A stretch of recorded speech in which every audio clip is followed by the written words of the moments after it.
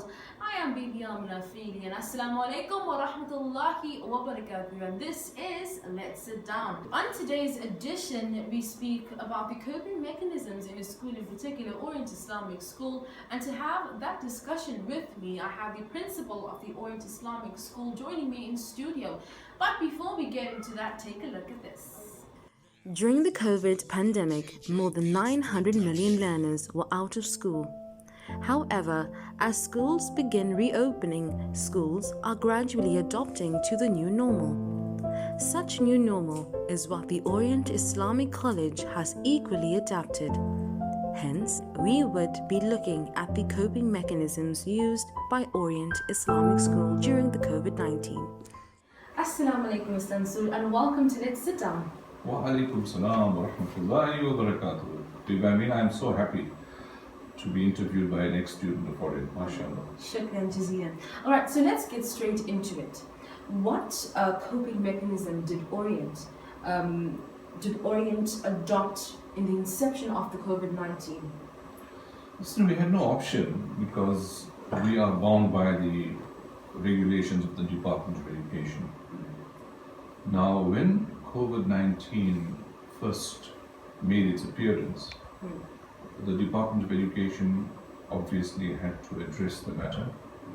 And what they did was they created what they called standard operating procedures to guide schools as to how to cope with the pandemic. And of course, we had to shut down for a considerable period of time. When the president had announced that there was going to be a lockdown, we had actually shut down. But in that period, the government, guided by the medical advisory team appointed by the COVID task team, the National COVID task team, consulted, of course, a whole range of stakeholders, and it took them some time, about a month or so, before they developed a standard operating procedure for schools. So we were bound to follow those standard operating procedures, which gave us very strict guidelines as to what we needed to do as a school when we eventually reopened. Absolutely. So I know that in this process there were challenges. So what challenges did Orient Islamic School have from moving from the traditional chalkboard to the online platform?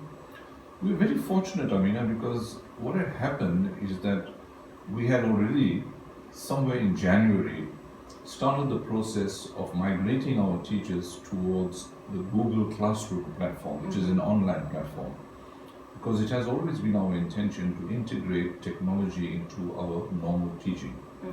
So the teachers were introduced to online teaching. So when COVID struck, our teachers had no option but then to learn very quickly. Very quickly. But fortunately, they had already received some basic grounding in how to deal with it. And as a result, fortunately, as I said again, every single learner at Orient was given a Gmail address.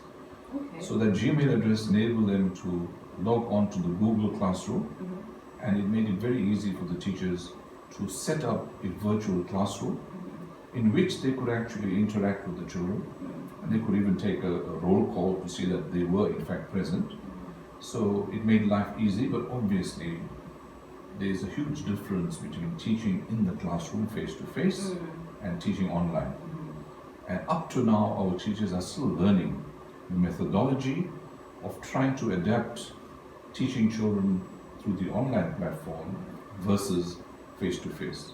But I must also say, Amina, that it's a hugely different approach. Absolutely.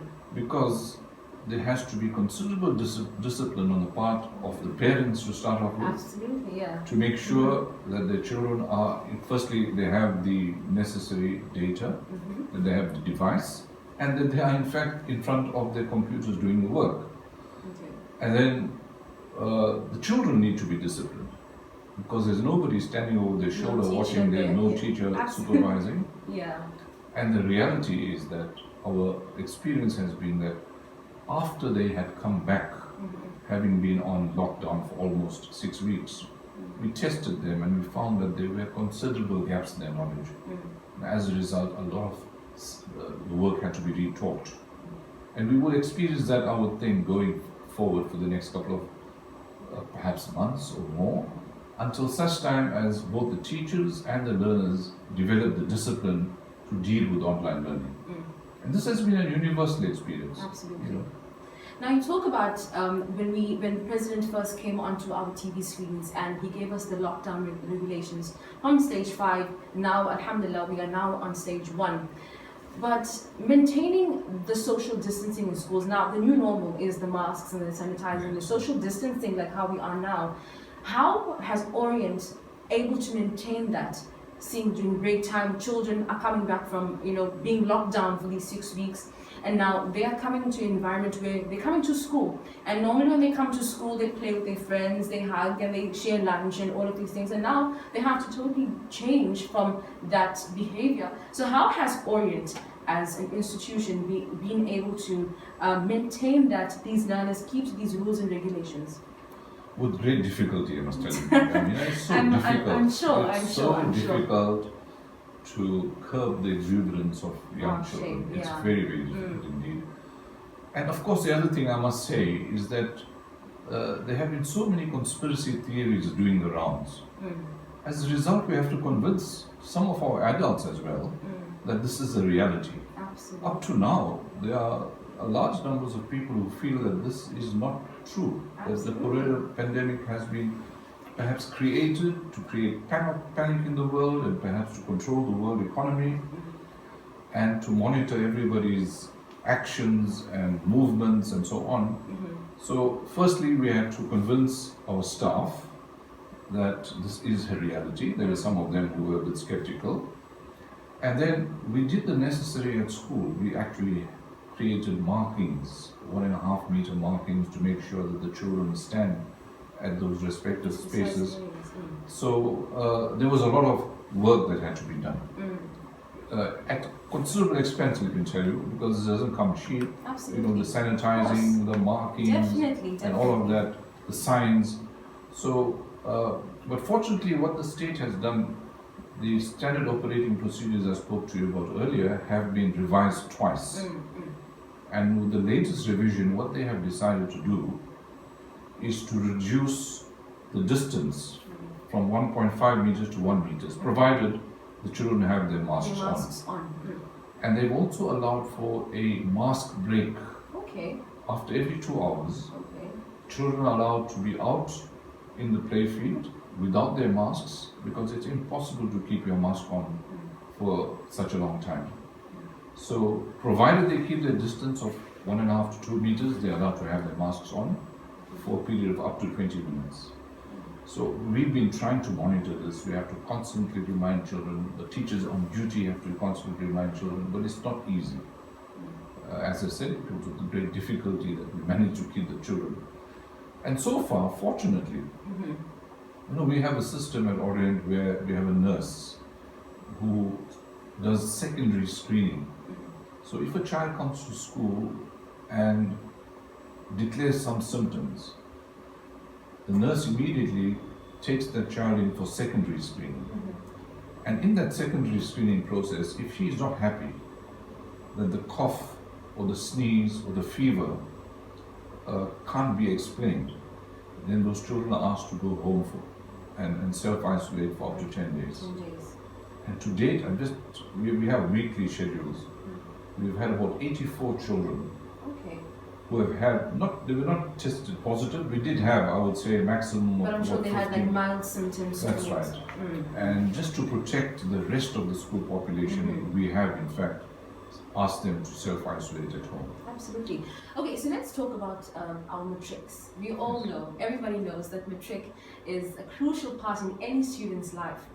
How has Orient Islamic School created an environment where the matriculants are able to learn their syllabus in such a short time? Because the lockdown, stage 5, nobody was allowed to go out, schools were closed.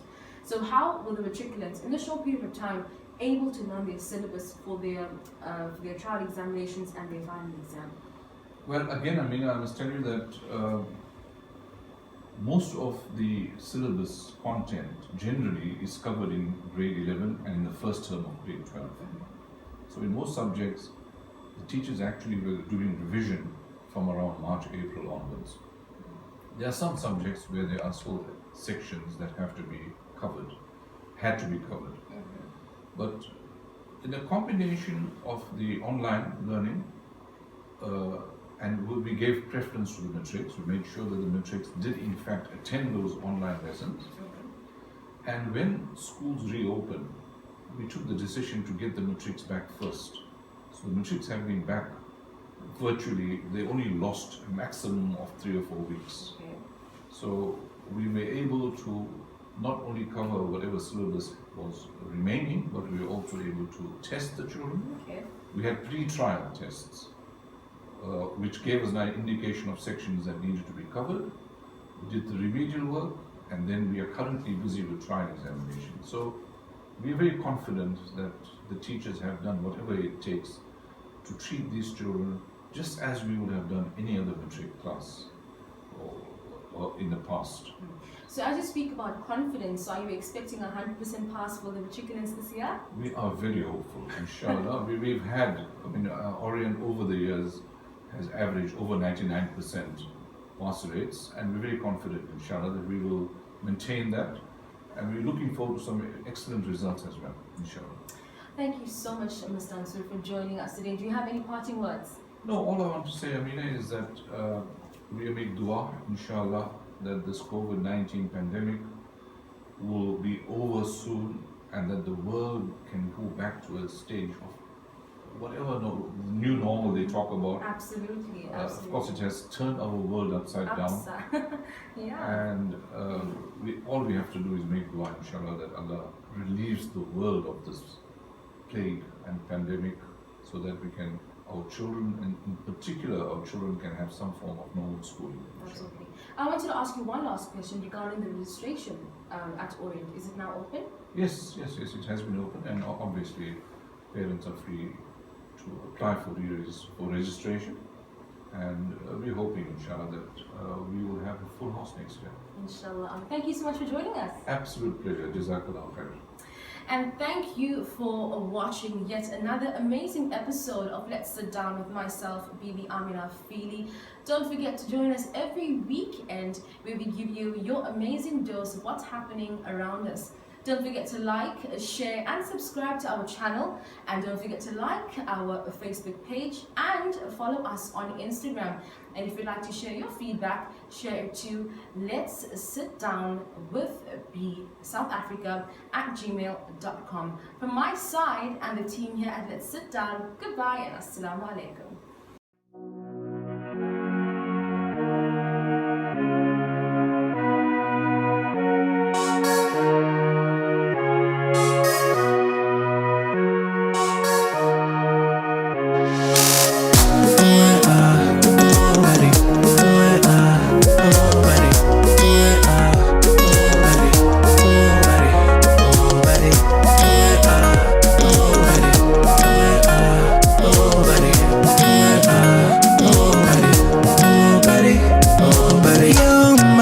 تتعدى